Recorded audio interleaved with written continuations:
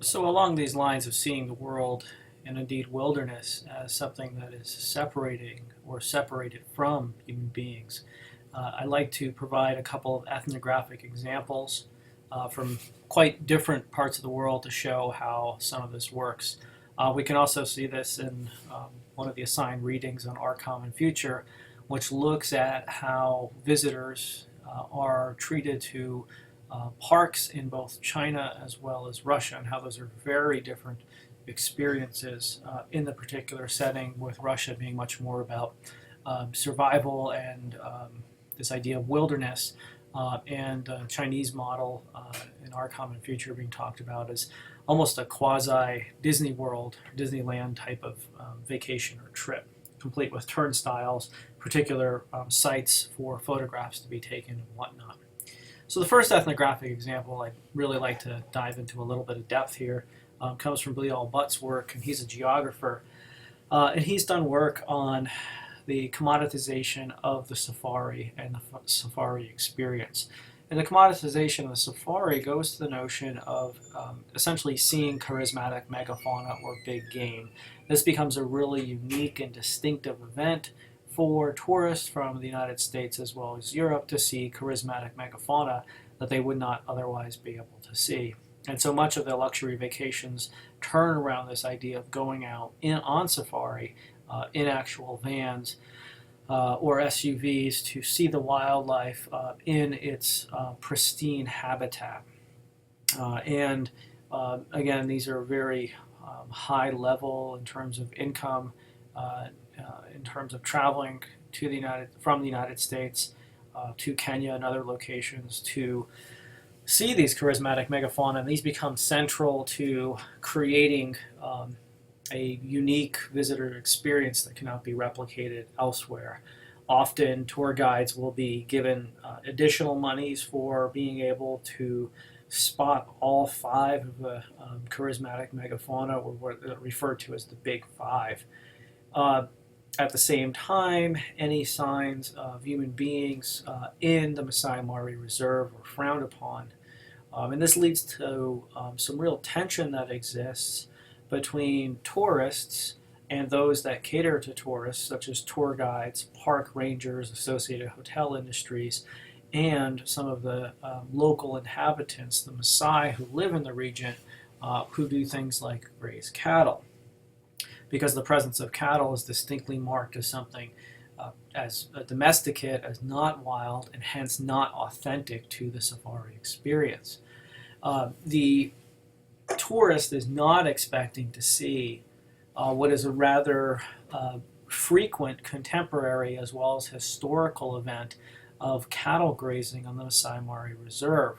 Indeed, as Bleal Butt argues, much of what we see as the Masai Mara Reserve is a wilderness area, as something that's uniquely wild, is in fact the product of long-term geologic changes as well as human interactions on the environment that involve particularly the grazing of cattle on what is today park lands.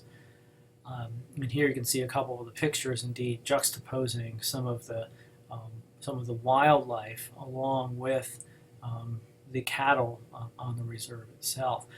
And this has been seen as a point of real tension for tourists who often stay in luxury resorts, often oases in the middle of an otherwise rather sparse environment in terms of water resources, as being rather limited in many of these regions.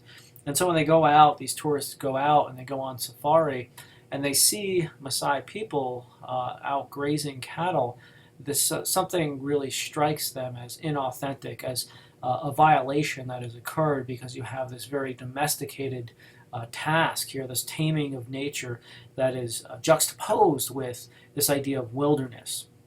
And this certainly, with thinking about this in the context of the United States, things like national parks as areas which prohibit, for the most part, use of the resources in the parks to very limited types of interactions with the environment that are acceptable. And so in the park, you have individuals that are tourists going and complaining to tour operators who will in turn, and hotel operators who will in turn complain to the guards. The guards have been, as Bleal Butt discusses, they've been implicated in several human rights abuses of Maasai, including the use of physical violence against the Maasai who violate the park boundaries. Now, interestingly enough, as Butt points out, the management of the park has shifted quite a bit over time. So we see guards coming into the area and then not stationed in an area for too long, otherwise they'd be so-called corrupted or being able to be influenced by the local populations. Whereas historically, before the development of the tourist industry in the Masai Mara Reserve, you see quite a bit of permissiveness in terms of park rangers, park wardens allowing the Maasai to graze cattle on the land.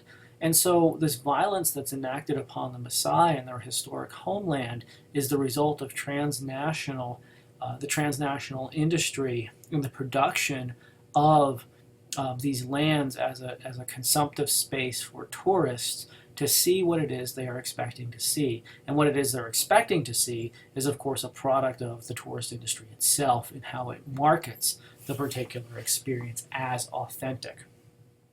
Moving to an area of the world that is likely much more familiar to many of you, the Delaware Water Gap National Recreation Area, which is right down Route 80, Interstate 80, going into the Stroudsburgs and then heading up Route 209 through Pennsylvania or on the Jersey side into Water Gap and then on up on River Road and some of the back roads out there.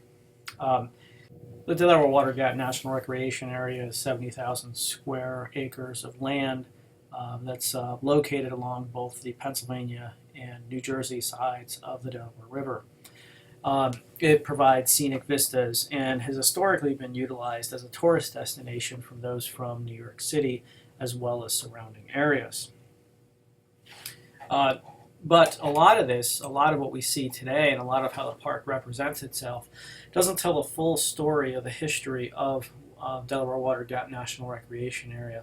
In fact, I grew up in the area to the right there. You see Hackers Falls, which is probably one of my favorite areas in the world. So this park provides many opportunities for things like cycling, road cycling, mountain biking, hiking, trail running, swimming, various rafting activities, canoeing, and just a number of recreational opportunities for those in the surrounding area, as well as, of course, providing area for deer to graze. Now, before the park, agriculture was quite extensive along the Delaware Water Gap, what is today the Delaware Water Gap National Recreation Area, in what Nancy Michael Shakaitis calls the Lower Minnesink. And the farms were fairly active up until the 1930s and 40s, and you started to see farmers going out of business or utilizing their farms in unison with other operations, such as tourist operations in the area, having boarding houses for individuals to spend some time. The park was also known for its industry historically. There are a number of mills that are located around the park and in the surrounding areas, as well as within the park. Log floating was quite extensive. I mentioned earlier Gifford Pinchot's historical relationship with the land, his grandfather and father being involved in the logging industry, and Gifford Pinchot really seeing the diminishment of resources in the area as a whole. There were complete services, including a number of ferries across the Delaware, of course schools. There was a railroad that connected Bushkill with Stroudsburg, and then, of course, Route 209 and associated businesses, Bushkill and Dingman's Ferry on the Pennsylvania side of the border. The flood of 1955 reawakened interest in damming the Delaware. The flood caused a number of deaths. A lot of these were along Broadhead Creek, which didn't really have anything specifically to do with the Delaware itself. It was just a matter of water flowing down a small canyon that didn't really allow anywhere for the water to go. Those waters came rather rapidly and actually caused much of the damage and particularly loss of human life as a whole. Nevertheless, the flooding of 1955 reinvigorated efforts and discussion about the dam, particularly the Tocks Island Dam. This was to be located along the Delaware. It was an earthen dam that was to span from one side to the other at the end of the base of Tocks Island itself. There have been numerous geological studies that have been done that had determined that the site was structurally unsound. Nevertheless, discussion still progressed. And they progressed to such a point that there was the discussion about the development of Tocks Island National Recreation Area with the dam backing up the waters and creating recreational sites all along the Delaware River. And so the movement moved forward in terms of declaring eminent domain and taking individuals, households, farms, and indeed entire communities were destroyed overall. The notion of eminent domain went around the notion of fair market value, and there was a lot of discussion about what fair market value actually was and how the land had to be constituted, whether this was something that was along the river, which would in a market yield a higher return, or something on the mountains, which would have less money overall per acre. However, many of the representatives of the federal government, either the Army Corps of Engineers or the Department of Interior and National Park Service, when they came in and made the offers, they were making offers based on the lower land value. They rarely took into account improvements on the land, including the housing structures, agriculture, fruit trees, other things that had been planted or developed, the development of the soil. All of these things were rather marginalized in economic calculations. And so there was lots of discussion with the individuals that I spoke with about what it actually constituted determining a fair price for the products. And often they would resist to a certain extent, not taking the first offer. But if they refused to take the second offer, a lawyer was often taken, came into the situation. And there's a number of issues with things like salvage rights. Most reported that they were able to salvage and access some of the materials in their homes, at least in terms of the timing. There were gutting of a lot of really old homes, which were very aesthetically pleasing. And then also the movement of squatters that was initiated through the Village Voice in New York. You started to see a number of squatters coming out and creating essentially communes in what had been these old communities, these old towns along the Delaware. And this really raised the ire of a lot of local inhabitants who had the federal government come and take the land from them, but then subsequently did not evict the squatters in a timely fashion. The squatters, of course, had many reports that they were active in a number of illegal activities in the region, and really raised the tension overall between the federal government and the local residents as a whole, tension that still remains in this area to this day. From talking about to individuals, there was notions of varying degrees of loss. Some said it wasn't tragic in relation to being able to preserve the overall wilderness character of the environment. Some equated the eviction to the death of relatives whose heart was broken by what they saw as the government essentially turning the back on those that had dedicated their lives to serving the country in the military, for example. Again, the continuing distrust of the National Park Service and the government as a whole remains in the area.